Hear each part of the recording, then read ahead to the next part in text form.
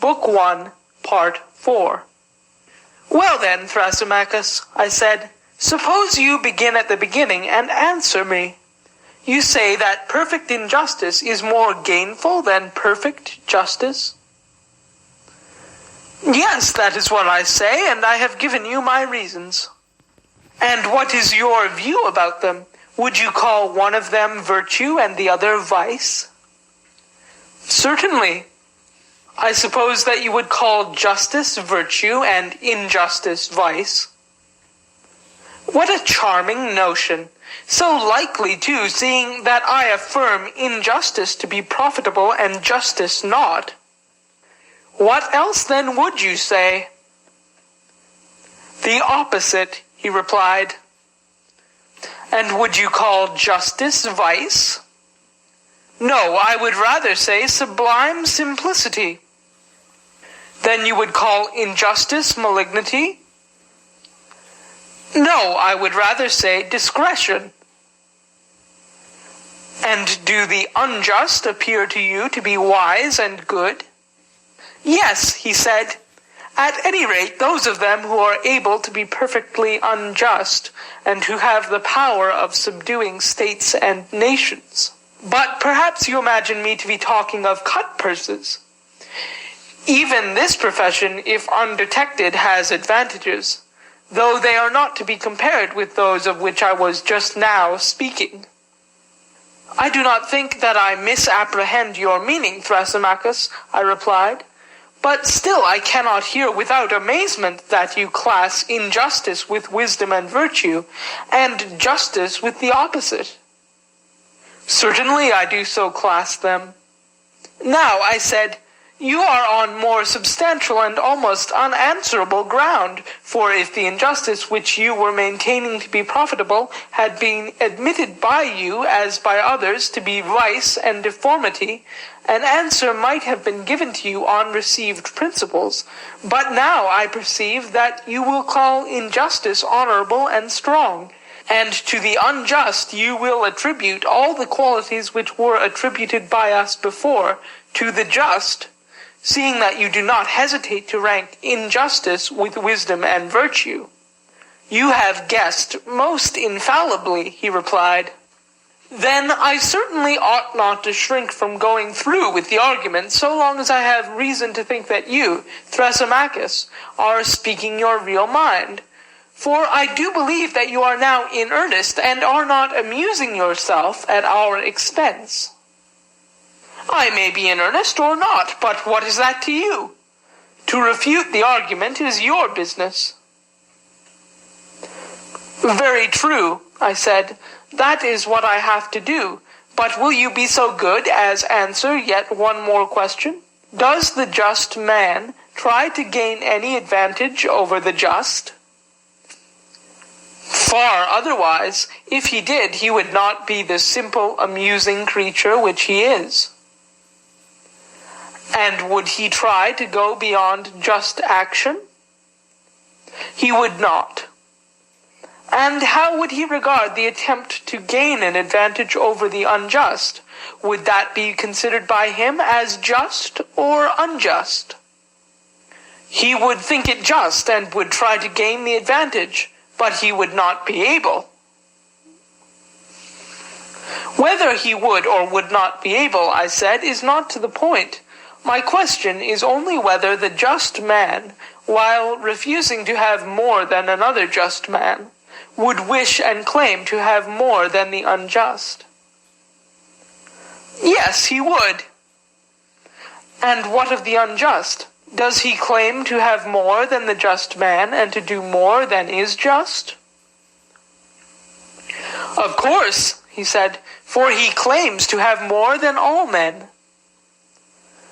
And the unjust man will strive and struggle to obtain more than the unjust man or action, in order that he may have more than all? True. We may put the matter thus, I said. The just does not desire more than his like, but more than his unlike, whereas the unjust desires more than both his like and his unlike. Nothing, he said, can be better than that statement. And the unjust is good and wise, and the just is neither? Good again, he said. And is not the unjust like the wise and good, and the just unlike them? Of course, he said, he who is of a certain nature is like those who are of a certain nature. He who is not, not. Each of them, I said, is such as his like is? Certainly, he replied. Very good, Thrasymachus, I said. And now, to take the case of the arts, you would admit that one man is a musician and another not a musician? Yes. And which is wise and which is foolish? Clearly the musician is wise, and he who is not a musician is foolish. And he is good in as far as he is wise, and bad in as far as he is foolish. Yes. And you would say the same sort of thing of the physician? Yes. And do you think, my excellent friend, that a musician, when he adjusts the lyre, would desire or claim to exceed or go beyond a musician in the tightening and loosening the strings? I do not think that he would.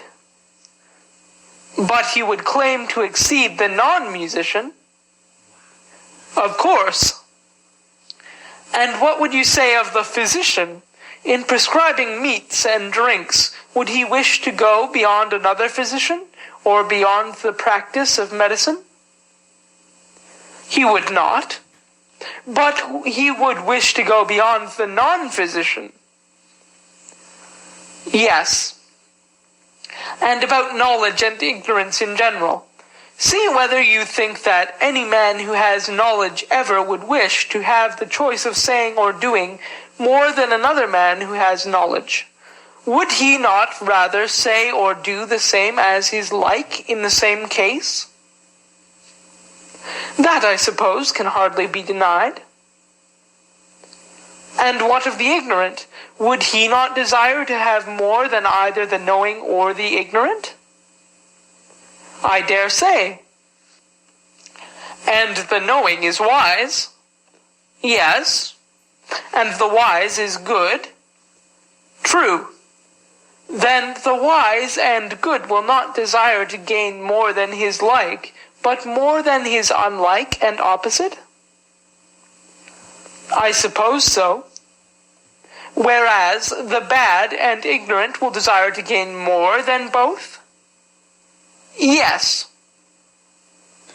But did we not say, Thrasymachus, that the unjust goes beyond both his like and unlike? Were not these your words? They were. And you also said that the just will not go beyond his like, but his unlike. Yes. Then the just is like the wise and good, and the unjust like the evil and ignorant? That is the inference. And each of them is such as his like is? That was admitted. Then the just has turned out to be wise and good, and the unjust evil and ignorant. Thrasymachus made all these admissions, not fluently as I repeat them, but with extreme reluctance. It was a hot summer's day, and the perspiration poured from him in torrents, and then I saw what I had never seen before, Thrasymachus blushing. As we were now agreed that justice was virtue and wisdom, and injustice vice and ignorance, I proceeded to another point. Well, I said, Thrasymachus, that matter is now settled, but were we not also saying that injustice had strength? Do you remember? Yes, I remember, he said, but do not suppose that I approve of what you are saying or have no answer. If, however, I were to answer, you would be quite certain to accuse me of haranguing. Therefore, either permit me to have my say out, or if you would rather ask, do so, and I will answer, very good, as they say to story-telling old women, and will nod yes and no. Certainly not, I said, if contrary to your real opinion. Yes, he said, I will, to please you, since you will not let me speak. What else would you have? Nothing in the world, I said, and if you are so disposed, I will ask, and you shall answer. Proceed. Then I will repeat the question which I asked before, in order that our examination of the relative nature of justice and injustice may be carried on regularly. A statement was made that injustice is stronger and more powerful than justice. But now justice, having been identified with wisdom and virtue, is easily shown to be stronger than injustice, if injustice is ignorance. This can no longer be questioned by anyone. But I want to view the matter, Thrasymachus, in a different way. You would not deny that a state may be unjust and may be unjustly attempting to enslave other states, or may have already enslaved them, and may be holding many of them in subjection? True, he replied, and I will add that the best and most perfectly unjust state will be most likely to do so. I know, I said, that such was your position, but what I would further consider is whether this power which is possessed by the superior state can exist or be exercised without justice, or only with justice. If you are right in your view and justice is wisdom, then only with justice, but if I am right, then without justice. I am delighted, Thrasymachus, to see you are not only nodding assent and dissent, but making answers which are quite excellent. That is out of civility to you, he replied. You are very kind, I said, and would you have the goodness also to inform me whether you think that a state, or an army, or a band of robbers and thieves, or any other gang of evildoers, could act at all if they injured one another? No, indeed, he said, they could not. But if they abstained from injuring one another, they might act together better. Yes. And this is because injustice creates divisions and hatreds and fighting, and justice imparts harmony and friendship. Is that not true, Thrasymachus? I agree, he said, because I do not wish to quarrel with you. How good of you, I said. But I should like to know also whether injustice, having this tendency to arouse hatred wherever existing, among slaves or among freemen, will not make them hate one another and set them at variance and render them incapable of common action. Certainly. And even if injustice be found in two only, will they not quarrel and fight and become enemies to one another and to the just? They will. And suppose injustice abiding in a single person, would your wisdom say that she loses or that she retains her natural power? Let us assume that she retains her power. Yet is not the power which injustice exercises of such a nature that wherever she takes up her abode, whether in a city, in an army, in a family, or in any other body, that body is, to begin with, rendered incapable of united action by reason of sedition and distraction, and does it not become its own enemy, and at variance with all that opposes it, and with the just? Is this not the case? Yes, certainly. And is not injustice equally fatal when existing in a single person?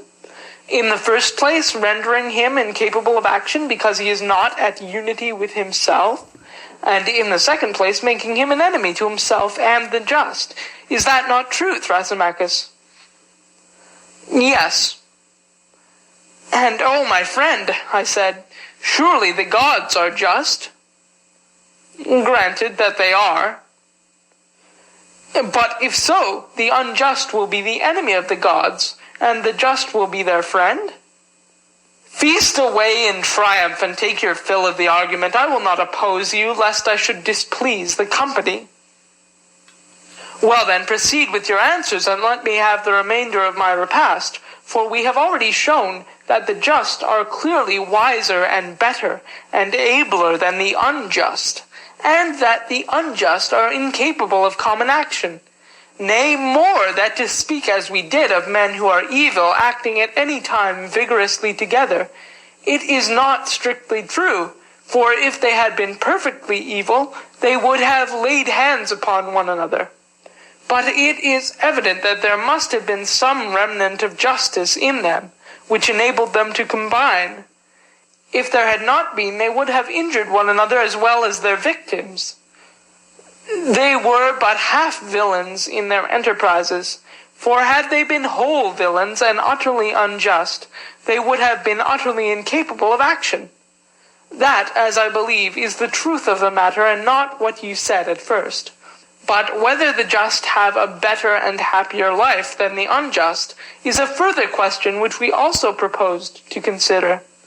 I should think that they have, and for the reasons which I have given, but still I should like to examine further, for no light matter is at stake, nothing less than the rule of human life. Proceed. I will proceed by asking a question. Would you not say that a horse has some end? I should. And the end or use of a horse or of anything would be that which could not be accomplished or not so well accomplished by any other thing? I do not understand, he said. Let me explain. Can you see except with the eye? Certainly not. Or hear except with the ear? No. Then these may be truly said to be the ends of these organs. They may. But you can cut off a vine branch with a dagger or with a chisel, and in many other ways? Of course. And yet not so well as with a pruning hook made for the purpose. True. May we not say that this is the end of a pruning hook? We may.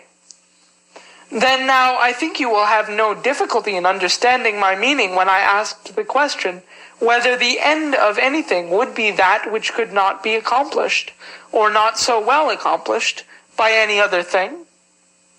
I understand your meaning, he said, and assent. And that to which an end is appointed also has an excellence. Need I ask again whether the eye has an end? It has. And has not the eye an excellence? Yes. And the ear has an end and an excellence also? True. And the same is true of all other things. They have each of them an end and a special excellence. That is so. Well, and can the eyes fulfill their end if they are wanting in their own proper excellence and have a defect instead? How can they, he said, if they are blind and cannot see? You mean to say, if they have lost their proper excellence, which is sight. But I have not arrived at that point yet. I would rather ask the question more generally, and only inquire whether the things which fulfill their ends fulfill them by their own proper excellence, and fail of fulfilling them by their own defect.